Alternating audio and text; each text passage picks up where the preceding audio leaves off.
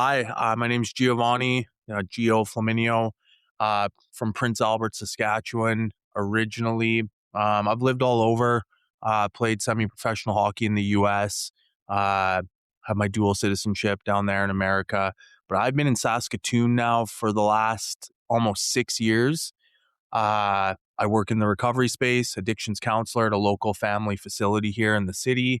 I'm in recovery, um, purposefully really driven towards helping people, serving others. Uh, I'm probably 12 years removed now from my pro hockey playing days. So since then, I've found real purpose in recovery and helping the next person who's struggling. That fuels me today. I have two girls, two daughters, 13 and 5. So they're obviously big motivators as well. Uh, for me, trying to be the example that they deserve. And yeah, I love to golf. And I actually have my own podcast as well with a close friend, away from the rink, that's in its, you know, infancy, so to speak, 20 episodes in. So that's kind of me and what I'm about.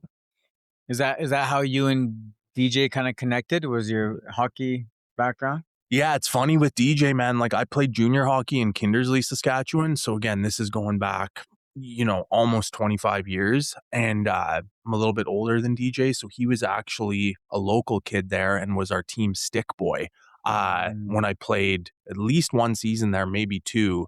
So I remember him from that. But then we lost touch over the years, right? And then just how the universe works, right? We were brought back together sort of through recovery and sort of chasing similar passions and purposeful stuff. And he's been instrumental in my recovery and some of my more recent struggles. He's always kind of been there for me, and I look up to him a lot. He's just inspired me to be more vulnerable, outspoken about my journey. I used to be way more reserved about it, thought it was like Mhm. private and stuff, but DJ showing me that, hey man, if you're actually wanting to like help the next guy, he's like, we got to talk about this shit. So, uh, yeah, love DJ. And then with the podcast, he just kind of asked me back in February, I want to say, of this year. Said, "Hey man, is this something you'd be interested in tackling with me?"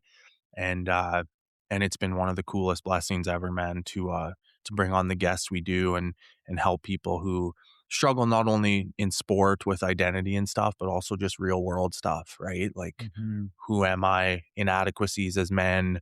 Um, just yeah, those kind of things. Obviously, addiction and mental health. It's a mental health podcast, but we really encompass a lot of different struggles. And then obviously the tools that we use and try to help others see that they can use to get through that kind of stuff. So Right. yeah. So I guess putting you on the spot here, Yeah. if you took away, your history and hockey and the podcast and what you do for work, who are you? And that's a good question. Yeah, I am on the spot a little bit. I think the first thing that comes to mind is a father, Yeah. right? But in my journey, brother, like, I used to think that was enough. I used to think like being a father would, I wouldn't have to, you know, be wrapped up in addiction, or it would just, that focus would allow me to just live this fulfilling and like straight life, if you will. But that hasn't been my experience, right? I still have struggle. I still got wrapped up in addiction even after being a father. Mm. Um, so I think for me, it's just, again, I go back to that purposeful side of it, of just like helping others. I feel really driven towards doing that. I feel this like God connection I have internally is pushing me to seek that. It's kind of cliche, but like change the world or impact the world in some positive way, potentially leave a legacy. Um, those kind of things I think shape me more today. But it's a great question because I think that's always changing, and I'm still learning, man. I'm still like learning even more recently who I actually am. Yeah. It's tough because I feel like most people attach who they are to something, and it's like who I always because uh for myself, how I think about myself, I do all these things you know, I'm a business owner, I box, I coach boxing, but like I'm not a boxer. It's just like boxing is something I do. Yeah, But if you told me one day I could never box again, I wouldn't be destroyed. It wouldn't stop me. So it's interesting to think about because that's how most people I think they're stuck in that, you know, like I am this label. for sure, man. And Yeah. that was the first 30 years of my life. Like I touched on the hockey identity piece in the intro. Like that was literally the first 3 decades of my life, man, was centered around hockey, right? From the time I could walk, I was skating, and it was just that was what I loved to do. And then Mm, got good enough at it that it took me places. And uh because of addiction and because of other struggles, that was it kind of just ended like abruptly at 30 years old. And yeah, it ties into exactly what you said. So now that's gone. My whole identity that I knew from my earliest memories, right, is essentially over. Uh, and that was a dark period of my life, just over a mm, decade ago because I actually wouldn't have been able to answer that question you asked about who I was because I was completely lost. And so I got wrapped up in addiction because of that, because I was like looking back, I was trying to cope with that, just that unknown of mm. who I was and what I was supposed to do next. And yeah, so it's a journey for sure. How long have you been sober? So I have been shit, I tell people this, man, like 8 of the last 10 years, I have been in recovery. I've had a couple significant slips along the way, but I've Mm, been in recovery for the last decade and mm. and clean and sober for most of it. Really? Yeah. Well, that's huge. It's been the greatest gift of my life, man, for real. Like, do I wish I could take back some of the people I hurt and some of the things I did? Of Mm, course. And I've been able to amend a lot of those things, but if I wasn't an addict, uh, I don't think I'd be exposed to, the people in recovery now or these opportunities in right. recovery now. Uh, so yeah, there's gratitude there for a lot of the like deep, dark struggles I had to go through, man. And sometimes I don't think take back is the right word, you know, because even like when I think of people, like as individuals, everyone's on their own journey, right? And everyone's at a different place in their journey. Yeah. But sometimes you might have been the obstacle or obstruction that somebody needed to level up, you know, or to like learn something or to, you know, so it's just like they might not be the person they are today without meeting you, whether it was positive or negative, you know? Yeah. That's another great point. Cause especially that negative piece. Cause yeah, I think today I have people tell me it's very humbling, like, "Hey, you inspired me, man," or "Your story has really helped me." And that's, like, really humbling, but, you I think for sure there's been times where, whether it's the people closest to us that we hurt when we're deep in it, and they maybe gain some compassion around it or learn how to have love Hmm. despite my transgressions, right? Acceptance, however you wanna frame it. Or even Uh just setting up boundaries, you Exactly, know? dude. Exactly. And I've had that. Hmm. That's a great point. I've had family, ex-partners, whoever it is, "Hey, man, I can't really be around you or interact when you're this way." And the interesting thing about that is, like, when you're in it, like, I remember I just anytime that happened, I would get, like, resentful. You know what I Mm, mean? Especially with, like, my ex-wife, for example, or my youngest daughter's mother. They're just protecting, like, our children, their daughter, and I'm taking it as, "Oh, you're breaking up our family. How dare you?" mm, You know? But then when you, like, get some clean time and can actually, like, take a look at the things you were doing, the things you were saying, they had every right to walk away. Right. And I respect that today. So that's a great point, dude, that like that, yeah, even even though that wasn't the intention when I'm Right. doing these things, Right. it's Yeah. like they're probably like, you know what? Maybe this dude helped me in some way, like strengthen myself. Who knows? Maybe they're not saying that either, but it's a really interesting point, man, that I think people, places, things, you hear that saying all the time. And I do think those three things are placed in our life for the necessary reasons. Hmm. Me too. I think I like that. I like that the first thing you said was being a father, because like me, as like I'm a father, Yep. 2 boys, but it is probably uh the most important thing to me right now is just being a good leader for my boys. And it's, yeah, so it's probably what I identify with the most. Every decision I make right now is for them, you know, whether it's health, whether it's mental health, whether it's financially, it's to help these boys become men one day that are competent, you know? So when I ask that question to people, I really appreciate when they say father or mother first, Hmm. because that's how I would answer too. Yeah. And it's interesting because you, like with the two boys, like we're similar in the sense of being dads, but just with the gender, like, I can still, it's not just about being the example of like the man I maybe want them to one day marry, or you know what I mean? It's actually being a role model for Mhm. them, someone to look up to.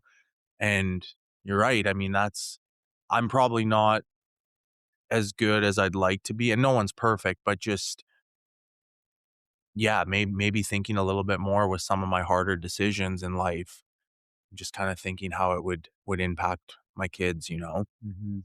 um because yeah, they're so fragile, you know what I mean? Like, especially with my youngest, I'm noticing like she feels and sees and sort of reacts to everything, and I'm thinking maybe the smaller things she's not noticing and stuff, but they're like little sponges, right? Yeah. And so again, I'm a flawed man, I'm not perfect, but just to truly try to be, genuine, and have that integrity when I say, hey, I want to be this example, and then actually like, being able to walk that walk, so to speak. Yeah. Yeah, it's hard. It's harder to talk and not walk with your kids, because I don't think kids learn by talk. No. They watch and then they do Yeah. for a long time. Like Yeah. like adults, you can kind of maybe trick them. You can. They don't know you. Yeah. You can tell them what they want to hear, and unless they're around you enough, they will take that as fact until they start seeing the cracks, right? But with your kid, doesn't matter what you say, it's what you do, and then they do it, Yeah. no matter what you say. So it kind of keeps you thinking about that. Even with my wife, it's like I got to think, like, how do I want them to argue with their future wife? How do I want their future wife to talk to them and they think that's okay or not okay? How are you gonna teach them to raise their kids, how to make decisions, how to be respectful, how to be disrespected? And are you going to react to everything, or are you going to stay calm? It's like all these little things. It's like, how I don't want to just snap here. And they think that, like, I don't want to give them a tool that isn't going to benefit them. I don't want to be the person to give them a tool that I wouldn't use or I wouldn't want to use. Yeah. and shit, man, that's like it's been easier said than done for me. Like, Me too. for sh- Definitely. for sure. But I'm Nobody's just, perfect. yeah, no, for sure. But I think it's good. Like, just what I go back to what you said earlier of just kind of thinking about them in real time when there is a tough decision, or that reaction piece you just brought up, like, because that's where I struggle, dude. And I'm aware of it at least, but my biggest struggles today is like being reactive at times instead of responding like calmly. And then I also struggle with like I'll shut down, man. Like, and Mhm. sometimes it can be like something not really that significant, but it just hits in a different way, and I'll shut down, and I can be pretty miserable in that. And sometimes I can shift out of it pretty quick, but other times it like lingers, and I know my kids like feel that. You know Right. what I mean? Um, and I don't love that, but again, I think the important piece is I'm aware of it, and I try to, talk about it, or like take that action when I'm in it, knowing that if I don't do something, I'm not going to get out of it, right? Mhm. So, yeah, it's a battle, man, right? But I think as parents, like that is the cool thing. It took me a while to realize this. Like they are the biggest motivators, like I said earlier. And I think it's just, yeah, I want to be the best version of myself, not just for them, for me too, right?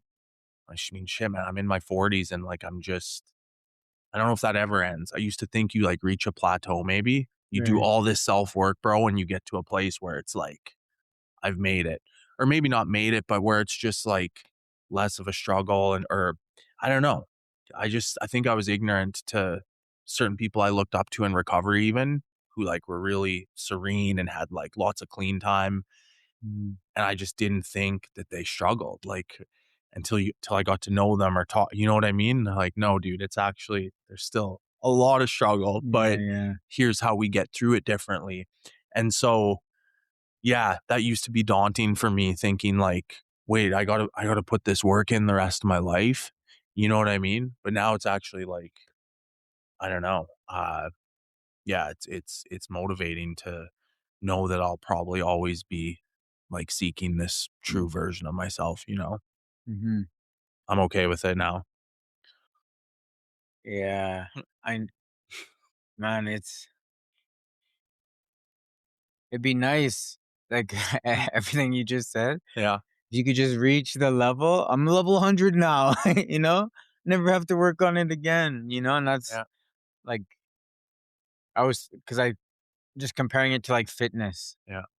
It's like if you wanna be healthy, you have to work out forever, until forever. You don't just become fit and now you never have to work out again. I know. And it's like almost more digestible because, like, you can see how you look. You can't see how you feel, No, right? Like, same with like therapy, right? Like, most people go to therapy maybe when it's too late, or maybe when it's hurting the most, and then they start feeling better and they stop going to therapy, right? It's like, you should probably just always go to therapy. Even people that are perfectly fine, why not? It's like, you John Maxwell?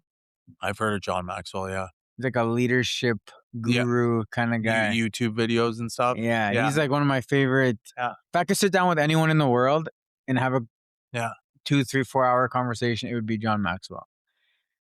But he always says, like in business, but also like in leadership, you're gonna spend time doing one of two things, either preparing or repairing. And you probably want to spend time preparing, you know? yeah. If you can go to therapy when you're fine and prepare for the things that might happen, it's better than reacting to a situation that happens with therapy and now you're repairing, you know? Yeah, it's a great point, man. It makes me think of recovery, honestly, with the work I do with, again, like 12 steps, and meetings, service work. And, I do those things, and this is my belief because this is how I was taught, but, like, I do those things to build up that defense for when, like you just said, if shit goes wrong, I have confidence I'm not gonna get loaded over that. Do you know what I mean? Mm, And so but it's hard because addiction's a messed up thing. Well, just the mind in general, but with addiction, for me anyways, it's like I'll get some good streaks, and then my mind convinces me, just what you were saying, that I don't need to put as much work in, right? And then now you're more susceptible. The guard is down, so to speak, right. little little boxing terminology Yeah, for you. But yeah. like, um, so there's that piece. And then yeah, it's just it's a tough one to stay on top of. But and then the therapy piece, what you brought up too, like that's been my experience, not just with therapy, but with a lot of things. Like, I'll wait till it's bad enough, till I'm, you know, feel a certain way negatively about it. And okay, now I need to do something. Now I need to put some work in or do something different to change how I feel. Uh, and that's kind of, I've had to learn that the hard way in life a few times. So now like you said, try to prepare. And I love that saying, like, prepare, prepare, prepare, so you don't Yeah, have to repair. right. Yeah. Yeah, man. It's tough too because it's tough too that everything's so individual, you know? Even with, like with addictions, with mental health, with working, everything, nobody has the same game plan. And something that's totally wrong for somebody is the 100% right route for another person, just because of how they grew up, their culture, it's just like everyone's capacity to handle different areas of their life is just so different that it's hard. Like it's hard to navigate, you know? Yeah, man. And like, again, when I first started coming around recovery or wanted to change my life, right? 10 years ago, uh, that was a big one I got caught up in because I got exposed to 12-step programs right after I went to treatment. And, I got some good clean and sober time from that. And I thought that was the only way. And I was really like, and this is nothing against 12-step programs, but I was brainwashed to an extent that that was like the do or die way to, like, not Mm, just get sober, but get your life back. And truth be told, that is the foundation for me. But today, I believe just what you said, there's so many different ways to right. change your life, get sober, right? Build a career, whatever it is. And it is unique to the individual. Hmm. Uh, and especially now, there's so many different avenues. And, even with the mental health side of it, right? Like, we actually talk about that now. Right. When you and I were kids, like, I couldn't talk about that shit, you know? So that's a big piece. And And not even just yeah, like couldn't talk about it. I didn't even know people talked about it. no, Like I it was didn't know it was a thing it that wasn't. people did. I know. you know? It wasn't a thing. Yeah. And then even as a, like, young adult, especially in the hockey world, and this is why DJ and I are so big on our show, is because we wanna give people a platform or have resources to talk about it because, even 10, 15 years ago, it still wasn't really being talked about, and it's especially in sport, and even combat sports like you've been involved in, and hockey's a physical sport, it's got this, you know, male stigma to it that that's like a form of weakness if you're like Mhm. talking about your vulnerabilities and shit, right? But today I know it's actually a strength. So how did you go from thinking that's private to being more open? Like what did that look like for you? Yeah, I think, like, I know with at least with the addiction piece and my, like, addiction mental health has always kind of been intertwined. I, like, really struggle with, for obvious reasons, depression, anxiety when I'm on or coming off substances. I Mm, still struggle with the mental health a bit today, but like I said, I have tools. But yeah, I go back to DJ. He was a big proponent of like being vulnerable. Because even when I had some good clean time, I would hold on to that or it was personal, you know?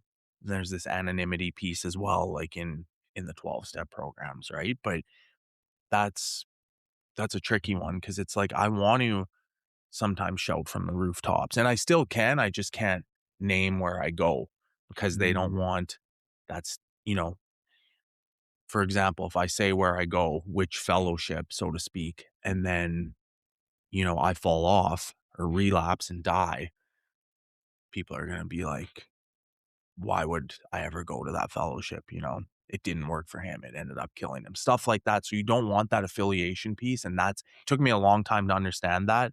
But there's still ways I can be outspoken about what I do to stay good and to build towards things and not have to use again without tying my name to those recovery programs. right. But yeah, I think it just reached a point. It wasn't just DJ, but because even after he, like, encouraged me to be that way, I still struggled with it. I did, like, maybe a couple posts online or reached out to people more, shared a bit more of my story when people would reach out to me. Then it just kinda got to a point, man, I think, you know, a few years ago. It's kinda like this breaking point a few years ago when I was, um, you know, just sort of rebuilding again from nothing, had kinda lost my family, and it was just me, and, and I was just like, "You know what, man? I don't care. This is my story. This is my journey, and I know what my purpose is." Back to that, like, serving others and helping people. And since then, it's kinda just been, yeah, I don't care as much about what people think about me anymore, right? That was a big piece too, was that one. The Mm, whole, like, social media thing, the comparison, "Oh, I'm not gonna say this." And it's not just with social media, even in the public eye, I was like, "Well, I'm not gonna maybe share that experience or that vulnerability because I don't know if I trust this person," and, like, just always these, like, mind games around it. I think I've just mm, been able to, like, let go some, man, and it's like, you know what I mean? I feel I can just confidently walk in who I am today, and most of that shit's in the past now, right? So but yeah, it's an interesting question because I think it was a few years ago that I sorta just yeah, just woke up one day and was like, "You know what? I'm kinda all in with this." Not just the recovery journey, but this, like, self-growth and self-discovery piece and, like, finding my true self, all those things, right? mhm. And it's been I'm grateful for that because 'cause it's been pretty rewarding. Yeah. Yeah. It's nice. It's good too to that you got to that place because I think people need to relate, right? Like trust. In order to trust you, they kind of have to relate to you Yeah. or like see themselves in you. Uh, 'Cause man, I've seen speakers that are like too good. You know, it's like that is too good of a speaker, and I know that the people listening are thinking I could never do that. Mhm. Like this guy did that, but there's no way we could do that. This guy got out of there, but there's because just like they're just not relatable, right? They've almost too perfected it. Mhm. And if you can just be the person that's like relatable, vulnerable, be honest, you know, even being honest with like it's not perfect now, you know, like I'm still, you know, these thoughts still come, you know, I still have tools that I have to sit down and go through because things aren't perfect. That's what people want to learn how to do to deal with, you know? The people that have been struggling for 10 years and it's been hit or miss and questioning why can't I do it, you know? Mhm. And find somebody to relate to. 'Cause that's hard. Yeah, and it's such a good point, man. Like, I think that's you know, when I go to meetings or, you know, get together with just some people in my circle, for example, like, don't get me wrong, I love hearing about the wins, you know, the success stories, the overcomes. But yeah, I think I probably enjoy more hearing about the struggle, like you just said, especially from someone I maybe look up to or someone who, whatever, does have some good recovery time or has a really, at least on the outside, successful together life, you know? Mhm. I wanna hear about that struggle too. Uh, and then also what they're doing to move through that. Right. Do you know what I mean? And you're right, that's the relatability. So, yeah, not only do I think it's important to, communicate that way, but I love being on the other side of it too, because yeah, it almost just, like, fires me up. It's like Mhm.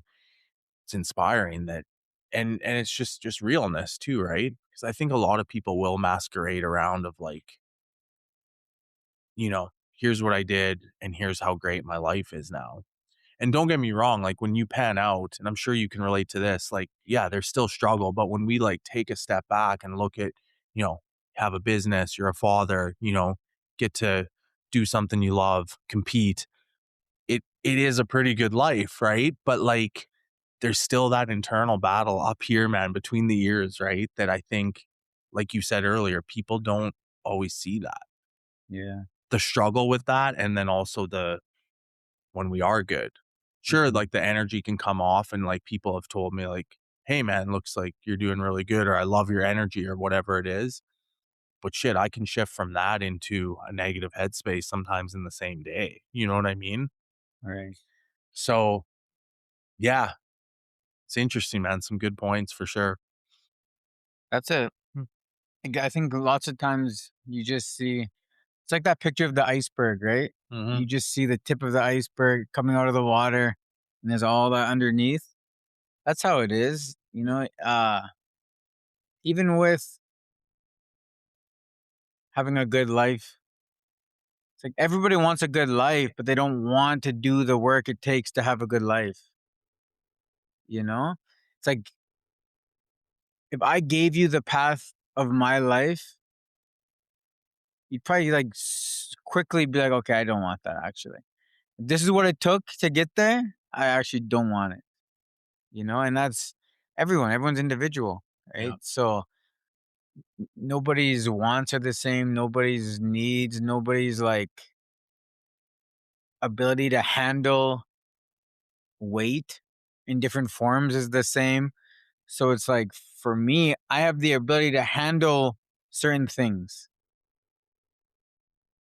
Nobody else has the ability to handle those certain things or like a very small one. So it's just like it just is, I just my journey led me to go through the things I needed to go through to build what I needed to build. And that's I could hand it as it is right now to somebody and they would lose it just because then they haven't went through what it takes to do it, right?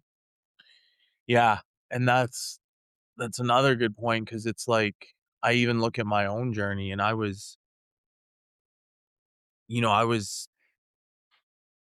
like, had a good upbringing, man, and had got everything I wanted, and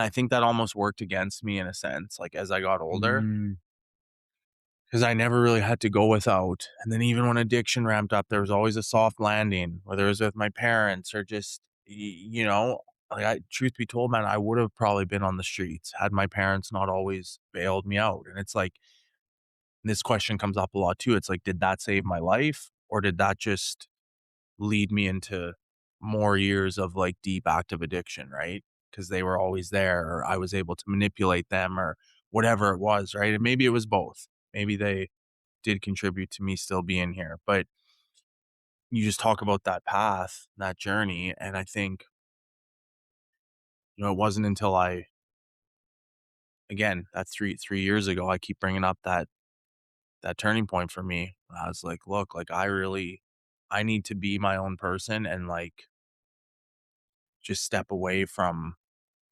every not everyone I've leaned on necessarily, but just, you know what I mean? I was still this codependency thing, man, or just like, whether it was with my kids' moms or my parents or whoever that I like needed, yeah, I needed these other people to feel a certain way. And when I just like kind of put the hammer down, so to speak, and was like, I'm responsible for it, you know? Mm, Me, I'm responsible. And so, shit, man, I was almost 40 years old at that point. So it's like, yeah, it takes what it takes, I suppose. But kind of goes back to what you said earlier with our kids. Like maybe we're still gonna give them everything they need, but just those lessons along the way, right?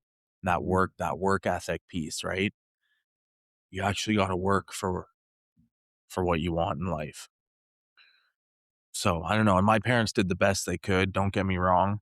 But yeah, it ties into a lot of the things you said, just that upbringing. I just didn't really maybe fully know what the struggle was about until I went through it myself, you know? right. Do you still have that codependency sometimes? Like comes in waves or Yeah, sometimes, man. I mean, even yeah, I think I on the home front, especially just with and even in like past relationships and stuff, just thinking I think I always had a picture painted again from my upbringing and my parents because it was a good upbringing and my parents didn't really fight and like mm, they supported me in my hockey journey and you know my I have an older sibling but he's 10 years older so he was gone by the time I was 8 years old, you know, so I was kind of an only child and um yeah, so I sorry, what was the what was the question? Lost of this happens more than you think. that was great. I just, like, lost my train of thought mid-sentence. The codependency. Oh, yeah, dude. Yeah, yeah, So yeah. so, yeah, sorry. So, yeah, I think I just, like, tied everything to, like, that family life was always good, and then when I, you know, got into these serious relationships, and especially once I started having a family, yeah, big time codependency, man, and kinda tied my self-worth even, like, my value Mm, to the, to how well the relationship was going. And then when it failed or when it, you know, dissolved, um, then I went into despair, right? Of like, oh, my life is over. Like my whole identity, that identity piece came up. My identity was I'm a family man. And this was the picture I painted. And it was just like that's arguably one of my hardest lessons, man, is going through that. And again, it kind of ties into that 3 year timeline again where it had happened with my youngest daughter's mother, and I was just so beat down from it. But it was it was a hard lesson, but a great lesson because that's when I was like, well, no, I actually have to be okay. I have to be okay and build myself up that regardless of you know who I'm with or what my life looks like, that I'm gonna be okay. And so, oh shit, man, that took it took multiple years to get to a place where I could wake up and actually say that I was okay. Do you know what I mm, mean? Um, and yeah, I don't know where that comes from. Like, I know a lot of people struggle with codependency and like self-worth and stuff, me included. But yeah, it wasn't until again, what I said earlier, like was truly suffering like to extreme levels where I was like, okay, I need to do something different. And obviously, like therapy and people who had been through it, who I looked up to, like help me see that, help me find the courage to, you know, take that action. But yeah, it was kind of a crazy time because I didn't know how I was going to get through it necessarily, you know. But I'm glad I did because now I think I'm okay. You know, so well, you definitely should be Mhm. super proud of yourself because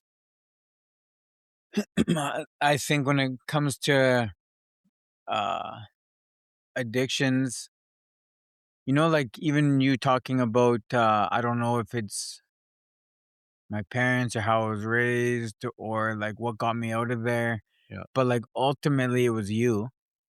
I think you should give yourself more credit because I don't think it matters.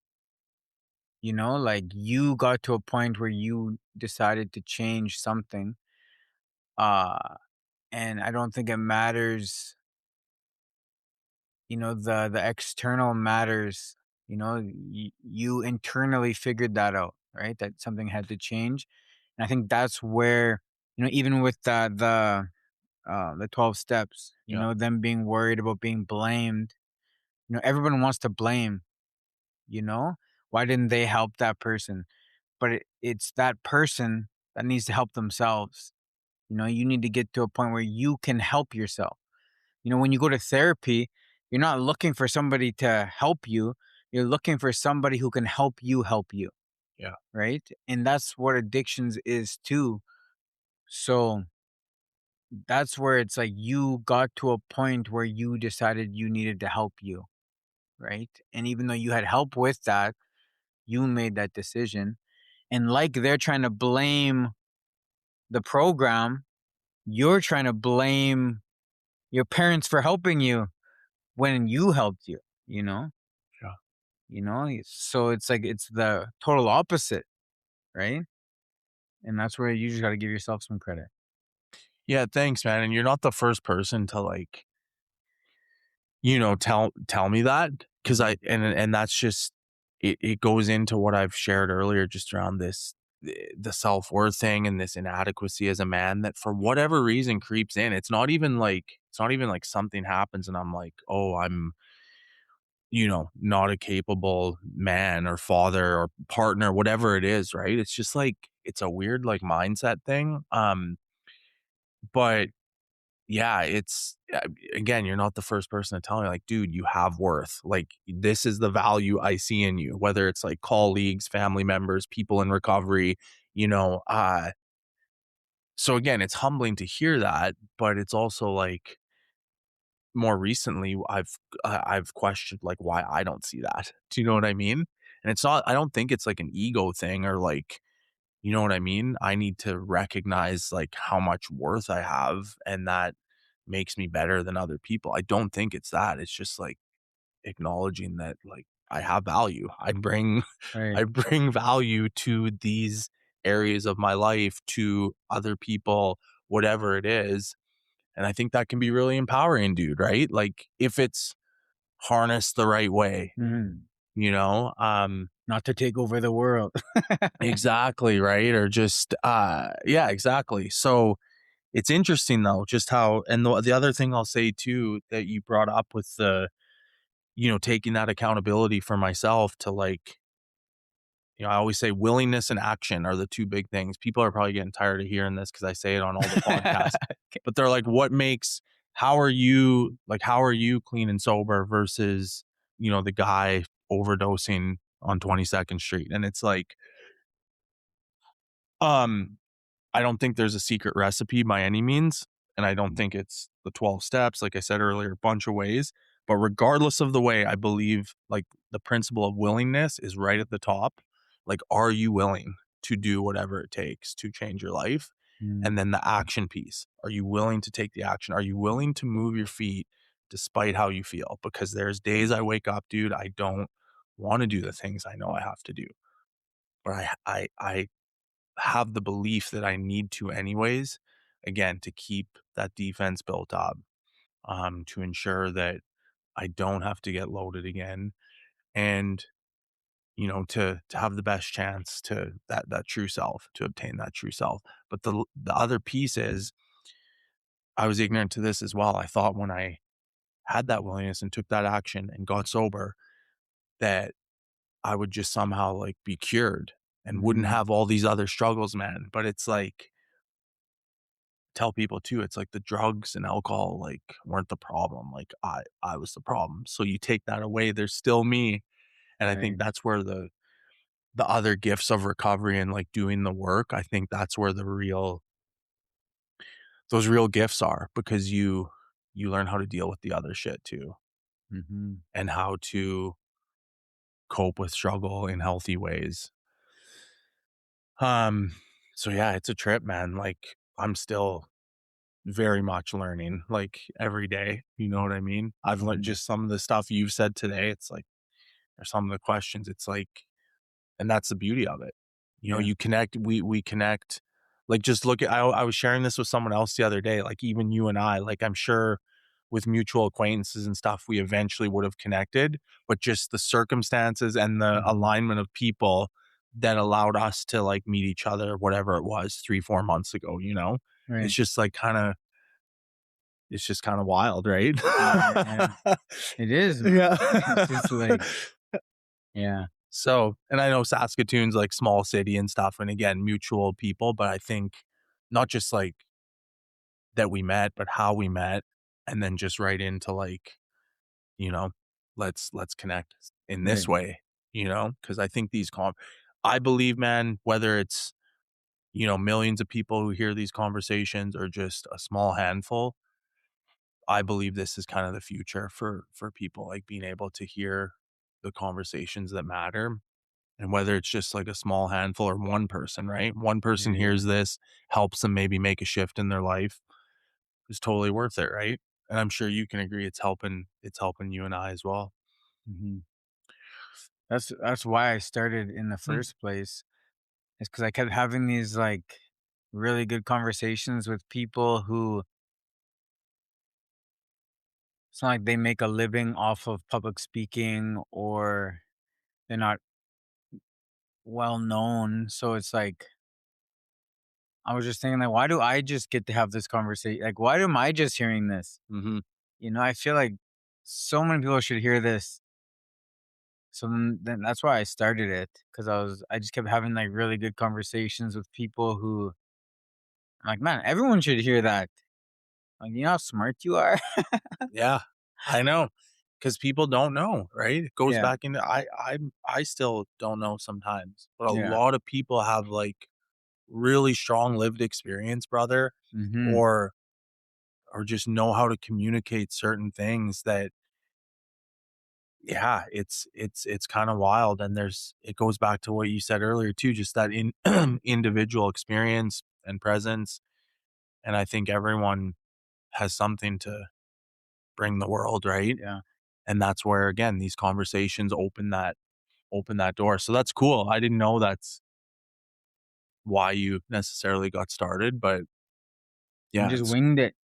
yeah, Just wing I'm like, "How can I do this the most simple way possible?" yeah, 'Cause I don't got time to edit. I don't edit anything. yeah, I run it through AI, it edits it, and then I upload it.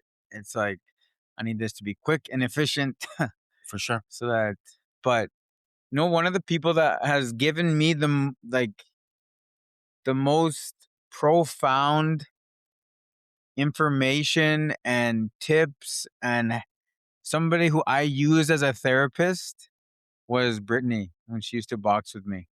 Man, She is so intelligent, more than she knows, and the way she can explain it and simplify it to make me see it, I'm just like, "Man, you are smart."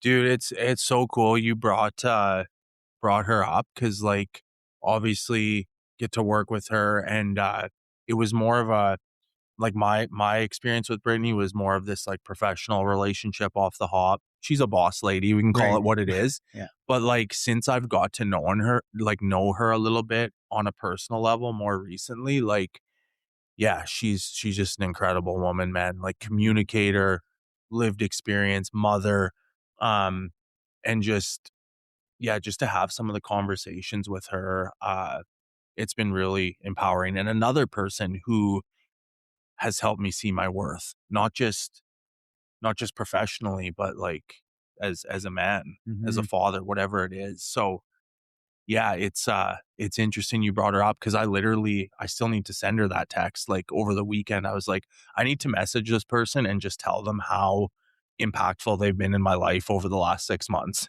you know? But like, didn't want like wanted to make sure I like worded it the right way. But Mhm. that's just another reminder that I need to get that done because, yeah, she's just a phenomenal lady on all areas of it, right? Definitely. Professionally, family, Yeah. helping people. Yeah. But yeah, that's cool, man. I mean, I knew you guys yeah, had a connection, but to hear you say that, it doesn't surprise me, dude. Yeah. She's a great leader. and she's become a really good friend of my wife. Yeah.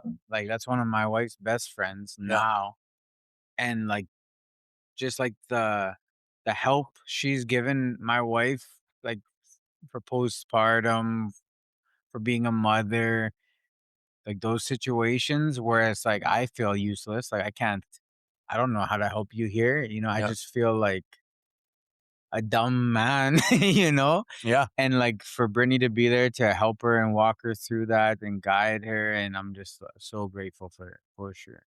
For sure. Yeah, Yeah. that's cool, man.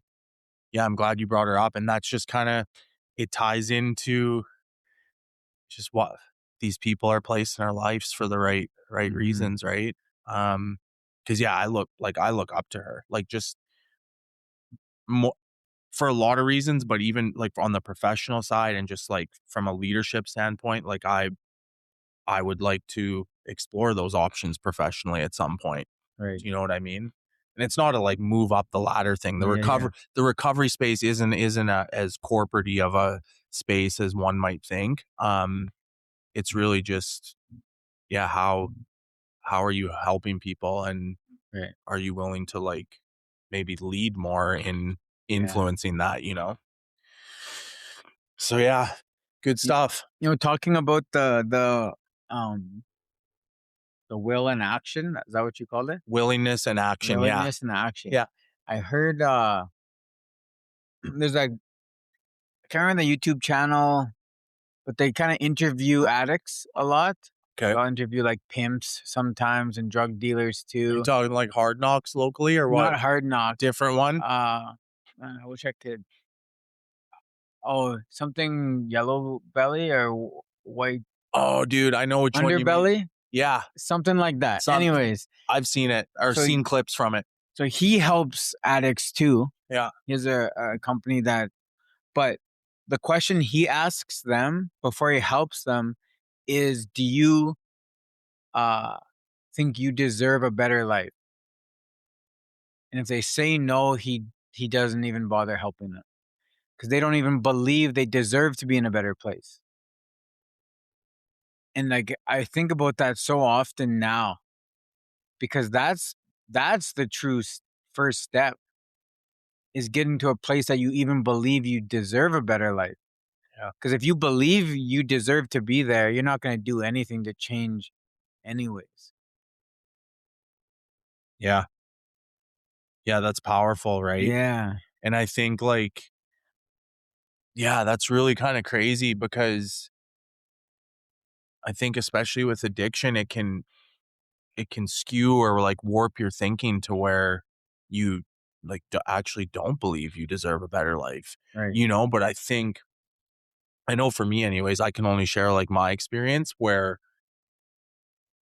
I I always knew I did, like, in the back of my head, even when I was, like, deep, deep in it.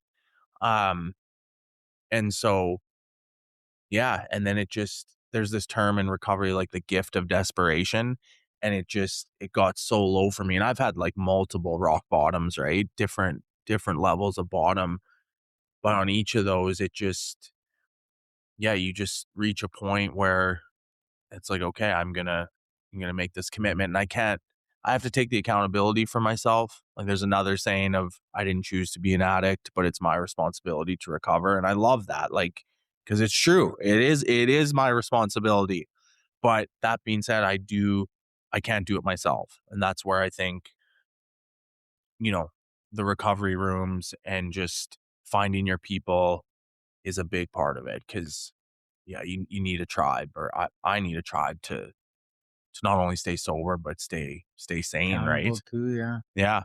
What does it mean by the first part? Uh, I didn't choose to be an addict. What do they mean by that? yeah, that's a tricky one because I think it's, like, super controversial because Mhm. people you're like, "Well, yeah, you did choose to, like, you know, get high." Right.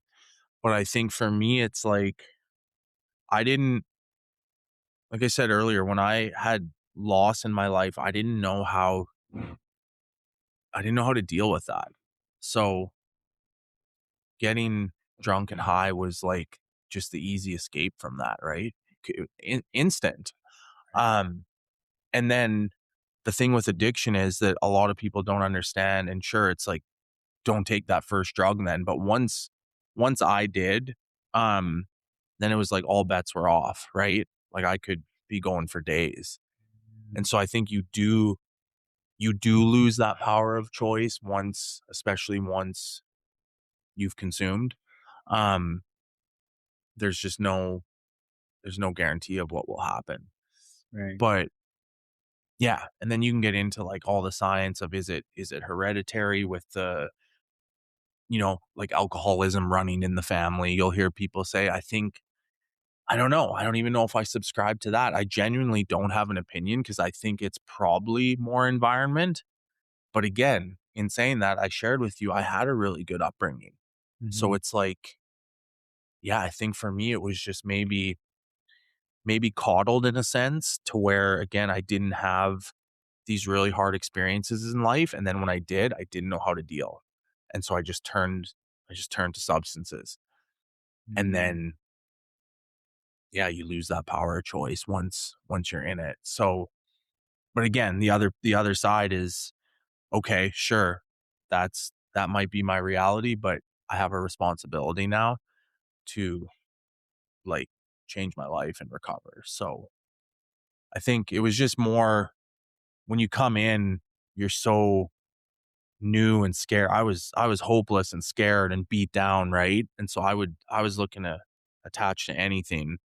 And I heard that was one of the slogans or cliches I heard early on. And I was like, Right. okay, it is my responsibility. I can get on board with that. Mhm. But yeah, that's a whole other Yeah, conversation, yeah. dude, on the choice, right? Because you'll have people Mm. who belittle these people on the street who Right. can't quit using. It's like they're choosing to do that. And it's like, are they though? I don't know. I don't have a firm opinion on it. Yeah. So And I think that goes back to Huh. every situation is different, right? For Every sure. situation. I even think like every I like everyone, it's almost like addiction is human nature. Like everyone's addicted to something, There you go, man. Yes. and like it's just that some people it's hard drugs. Some people it's their cell phone. Yep. Some people, and then it's like when I think of emotional control or like some people's emotions are so loud. When I think of my wife, right? She's like, what is it, like an empath? Oh yeah. If someone else is crying, she's crying. She can just feel emotion. Yeah. I can't do that, you know? Uh so then it's like, like I can't even comprehend the noise that's in some people's heads, right? Like, and then they're trying to cover that up, right? Somehow. Some people scrolling is enough to cover it up.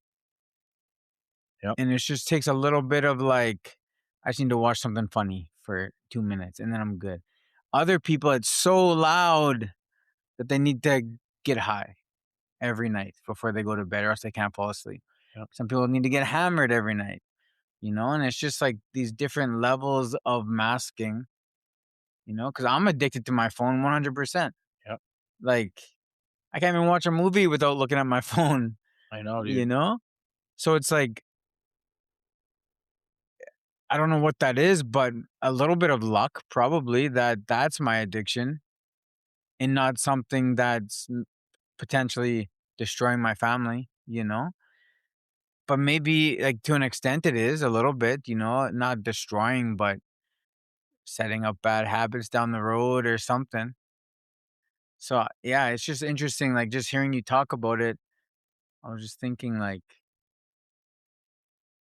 yeah, like, how much of it is choice and how much of it is luck and how much of it is, like, this person can bench 135 pounds, this person can bench 315, the first time they ever bench press, and this person's capacity was just bigger in that movement, Mm-hmm. and, like, why doesn't it work mentally too like that?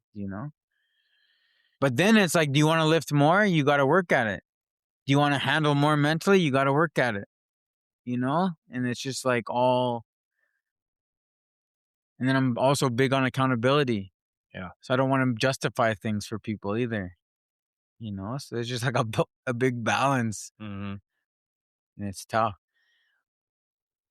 Yeah, I mean, you're right. I mean, the most important thing I think you said there off the top was just that, and I believe this today, that, like, everyone struggles with addiction, and I Mm, think it gets a lot of people would disagree with that because they are maybe just even ignorant to it, like you said, the phone, or there's, you could go on and on, man, the food, the sex, the gambling, like, yeah, and the thing is, like, you can argue, like, "Oh, those things, like, can't burn your life to the ground," but the truth is, like, eventually they actually could, and mhm, I've seen, like, the process addictions, like, it's almost worse sometimes because it's like some of them are, like, secretive, you know what I mean? Like, it's not, if I'm getting high, like, people know, but, with gambling the right, gambling and sex is ones are tough, man, because like you said, you can mask that or still, like, appear to be living a normal life while engaging in that and just, like, crippling internal struggle, right? When mhm, it's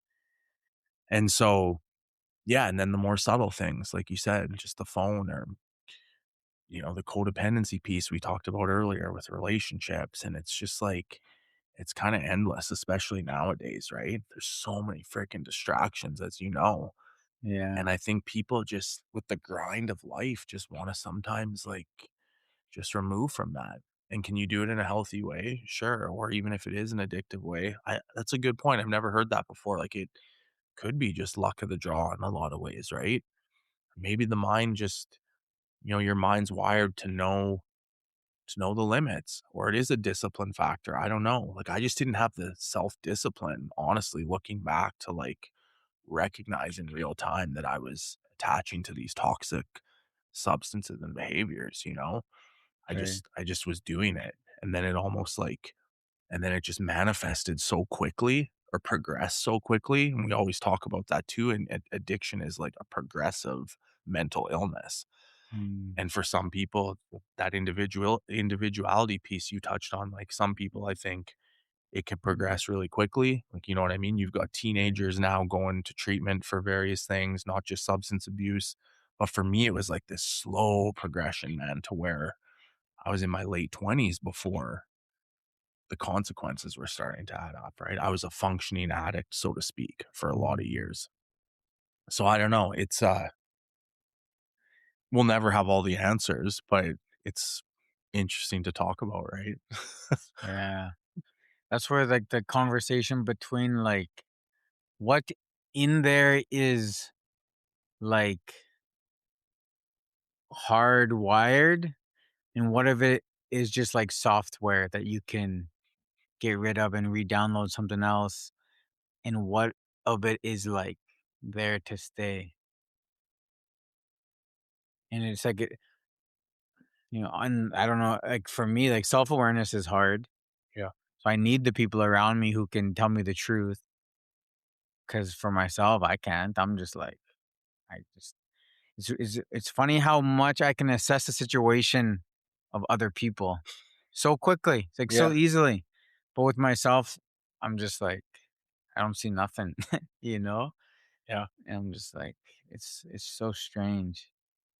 Yeah. I mean, and I'll say one thing I'll say too, you brought up, like, the soft wiring and stuff. And one of the recovery literature pieces, it talks about this, actually, like a doctor's from a physician from, like, the 1930s talks about it. And one of the lines is like, recovering from alcoholism or addiction, you need a complete psychic change, is kind of how he worded it. And with that, he had seen the work of these early people in recovery, right? And it was, the steps, and just, and, one addict helping another is kind of this big philosophy for decades now, right? Um, but just that wording, that little blurb of complete psychic change, Mm, really resonated with me early on because, yeah, I think we are hardwired a certain way, but even with the hardwired stuff, we can you can act your mind, whatever the saying is, right? Change your thinking by action. So it's interesting, man. But that's That would take some real extreme awareness and intention. yeah. It's because I've thought about that too. Because I read, I've read that a lot. Like changing your how you're wired and things like that. And like I've never done it. I don't think, and I don't know if I've met anyone who's done it. Like a lot of the times people talk about like they just become more aware. Mm-hmm. You know, they don't act on the urge. Even like I feel this way. I just like it's like they just become more aware of it and then navigate it. But to actually change it so it's not there anymore, or like those signals stop signaling, I wish I could find somebody who's done that and then explain to me how they did it. you know? Yeah. Because even like people who are mean to themselves, like they shit talk themselves in their head. You're so stupid. You read like you're supposed to like immediately follow that up with a compliment to yourself, right? Yeah. And that's kind of how you switch that habit. I've never met somebody who's actually done that. And I want to because I want to like pick their brain. Like, how long did that take? Because a lot of the, like, even with my boxers and, uh, I help with a men's group and I go do youth camps all the time. A lot of the stuff that, like, the person I am, I feel like I've always been, or like I can't remember a time when I changed or like I wasn't who I am right now. So then when like it's hard for me to give the advice on like how do you become this if you're not that. And that's where I struggle with like when I'm helping people. It's like, like let's try this, and then they're like, but what if you can't? How do you get there? And I'm just like, oh man, that's such a good question. And that's where like I've put a lot of like thinking into because can't. It's hard. Yeah. Yeah, I think what you made me think of there too was like this, and again, this is self-talk and I'm really guilty for it, man, like the self-critiquing and just, I my sponsor in recovery calls me like a whipping boy because I'll Oh make yeah, even like yeah. a small transgression, man, and I'm like beating myself up over it, right? So getting better at that. But the one thing that came up when you were sharing there was like this, because that comes up for me too, where I may be trying to help someone with advice or, suggestions, and maybe I don't have the answer if they come back at me with something, and then I almost like feel like a fraud sometimes, dude. Mm, Do you know what I mean? Because I'm like walking this walk. This isn't all the time, but again, it creeps in a lot of ways. It goes into what we were talking about multiple times today with this like identity thing and like self-worth and all the themes we've talked about today. But yeah, I'll go into that mode of like, yeah, I'm just kind of a fraud if I can't, truly help these people. But yeah, I would like to think I know that's not true, but yeah. do you know what I mean? It's Yeah, like, yeah.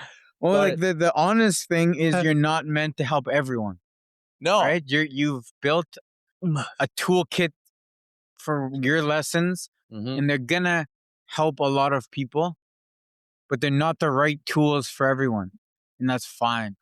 Cause I find myself just telling people now if I don't know, oh man, I don't know. But I have a big network For sure. and somebody I know knows, and I can get you in touch with that person. Even with boxing, sometimes people will be like, "Did you watch that fight? Why? What he did? Why did he do that?" And I'm just like, "Man, that's a good question. Like, Yeah. I'm gonna have to look into that, And I'm fine now with not knowing because it is, tr- it's just honest. It's better than me just bullshitting an answer, Yeah. and then they think they got this amazing answer, and I just made it up. That's worse, I think. For sure. Well, it's another good principle you brought up, like the honesty one, and like self-honesty and honesty with others, and those are the three big ones in recovery. I always like, even as we're talking, I like bring it back to recovery because it is my foundation because I can't like have like the fatherhood or the career or anything if I'm like messed up. Mm, So I have to prioritize it at the top. Some people don't understand that either. Like, no, like your family, your kids have to be at the top. And it's like, well, no, my recovery needs to be. Otherwise, I can't have that stuff. But, we've talked about willingness and the honesty piece. And then the open-mindedness is kind of the third main principle. So that how acronym, right? Honesty, open-mindedness, willingness.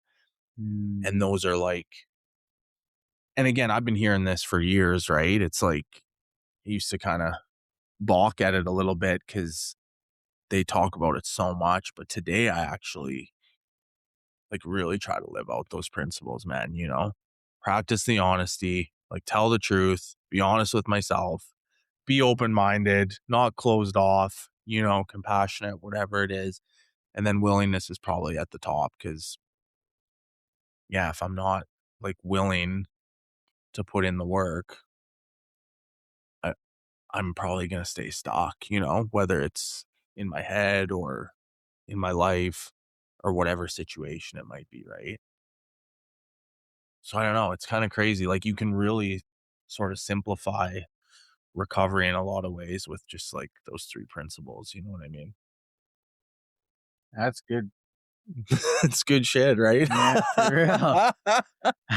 And dude, a lot of this, man, trust me, Yeah. I cannot take credit for a lot of this. Like it is Oh recycled man. just from what you just shared, like the network. We build these networks of people, and I don't like connect with everyone, dude, and that's okay. But yeah, you just take like little tidbits from certain people. I'm an idiot. I've copy and pasted my whole life, Straight up, and I'm fine with that. I'm not this person that needs to be like inventing ideas. I find what works.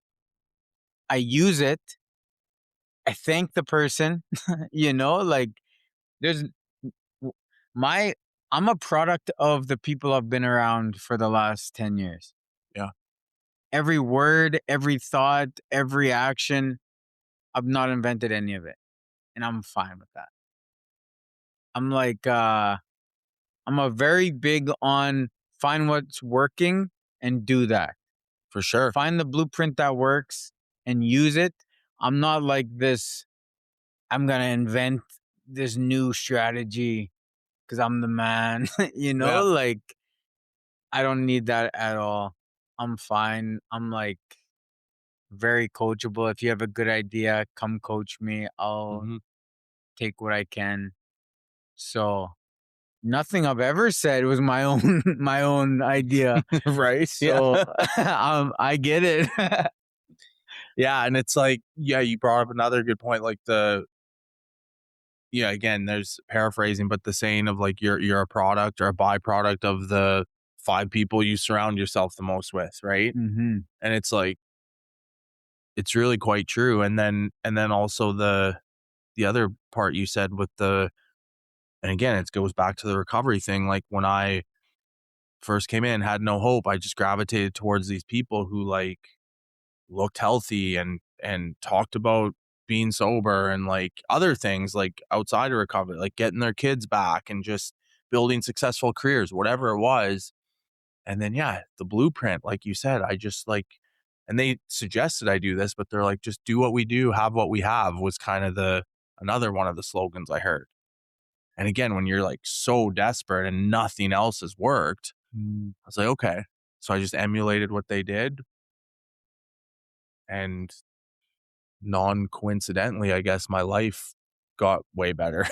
Yeah. You know what I mean? So, uh, Yeah, yeah, I it's think people misrepresent the fake it till you make it. I think that's a good thing. You know, you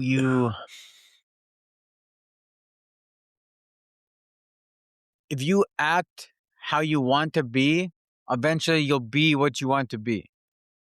You know, you don't have to wait till you be what you want to be to become, yeah, just act like that now.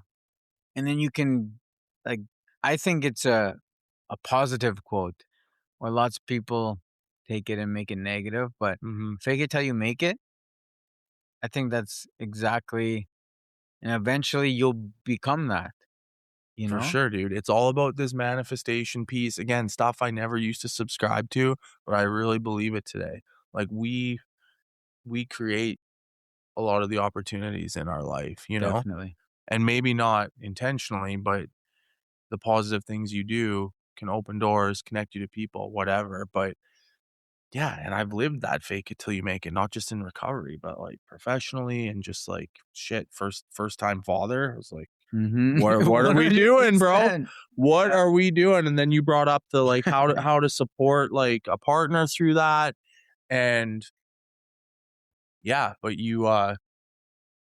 I think when that accountability piece you touched on too is important. Like you still have to take the right action and maybe have some awareness through that, like through that theory. Mhm. But yeah, I've lived it in a lot of areas of my life and came out okay, I Are you suppose. are you spiritual or religious? I'm spiritual, man. Yeah. Yeah, I sort of um moved away. I was raised religious or Catholic, right? And sort of gravitated away from the church. Italian, right? Yeah, You're exactly, Catholic. dude. Yeah, Okay, yeah, that's Catholic. exactly. So, and don't get me wrong, I still have a Bible, and I Yeah, yeah. think there's tremendous like, Value in there. and yeah, some incredible passages, dude. But but for me, it's like this. I don't know. And again, it comes back to the recovery piece because it's that individual God or higher power term that they use. It's personal. It's personal to every individual. Spiritual programs, not religious, but that's always been changing for me too over the years, and I can't necessarily define it for you, right? But I do think there's a creator. I believe Mhm. in the energies of the universe. I believe in the connection of people. That's kind of what I tap into, and then I also think it's in here, right? I think it's in each and every one of us, this God concept, if you will. And so, yeah, I'm always like seeking that and trying to lean on that for guidance because, it goes back to that action piece. Like I can think I know, the actions I need to take, but sometimes it's like, when I try to connect to this power, I'm like, okay, um, I'm gonna take these actions, but I need your guidance and what to do beyond that. That's what I'll try to tap into when I still pray, but again, I don't have this specific definition of like what it is I'm connecting to, but I know there's something out. There's something going on, man, that's allowed me to still like be here sitting across from you. Like I said earlier, the circumstances that happened that we actually connected, um, just even professionally, the people brought into my life or the things that happened that I got to work in the recovery space, like all these things, right? Um, I don't think that's just coincidence. Right. Do you agree? Yeah. I yeah. I'm still trying to figure that out, Yeah. but there's something. I think there's something, especially as I've gotten older. Because I grew up not with religion or Mhm. spirituality, nothing. I didn't even hear of it until like I was like in grade 4 in Mhm. school. I heard it, so it wasn't even talked about. So it was just like a non-factor. Yeah. So then when I heard of it, I was kind of like, "Oh, that's dumb." And that's kind of how I lived most of my life. It was just like but more recently, probably like around 30, Mhm. it's really been something I've been diving into. I can just feel it. And I can see that people who have faith, they have something, like I don't know what it is, but I'm reading the Bible right now. Yeah. But I also go to sweats and go to ceremony. Uh and there's a lot of stuff I do not understand. Yeah. But I'm just trying to figure it out. For But sure, like man. I also don't need an answer. No. I think I'm fine without an answer. And yeah, but I was gonna say that, Yeah. dude. Please be okay with it because I used to wrestle that for like years, man. Um, oh, I need to define this, and Yeah. like, why don't I know? And now I just have like a lot of acceptance around it. And you brought up that cultural side too, man. Like we were talking before we came on here. Like this is brand new to me. Like tying Mm, into like my Métis heritage and ancestry and this kind of stuff. Like that's something I wanna get into because I think there's so much spirituality there. I see it. Like you yeah. said, you see people who are locked into that form of faith or connection, Mhm. and it's like, "Wow, I want some of that," you know? So, yeah, it goes back to what I said earlier. I think we'll probably be seeking Yeah. till the deathbed, right? Like, and that's It's funny because yeah. another like speaking of human nature, like we need an answer. And it's like we don't like we're No. fine. Like we don't. It's like what you're fine without an answer, and but we need an answer. Yeah. If we don't get one, we'll make one up. you know? Mhm. It's like I'm good not knowing. Yeah. Yeah. But should we call it there? Yeah, that was good, man. That Uh yeah. Hour and 23. yeah, that Do I you mean, that flew by, hey? Yeah, man. If there's anything like you wanna finish off with, something you wanna say, any shout outs? I mean, yeah, I can maybe just shout out the podcast if that's cool. Heck yeah. Yeah. Yeah, so thanks, Cole, for having me on today, man. Thoroughly enjoyed the conversations. Feel like I learned a lot and just, yeah, feel like really empowered in all honesty, fired up a little bit. But yeah, a couple quick shout outs. Really just the main one to myself and DJ's podcast, After Away from the Ring podcast. So AFTR is the handle on Instagram, After Podcast Official. And yeah, you can find me on Instagram as well at G Flamminio. Uh yeah, I'm on there. A lot of podcast stuff on my profile, but also some real life stuff and just kind of talking about a lot of the stuff Cole and I talked about today. So connect with me on there. I'm always looking to expand the network. And yeah, it helps me helps me with my purpose and what I'm trying to do to live the life I want to lead. So yeah, thanks again, man. Yes, sir, man. Thanks Mm. for coming.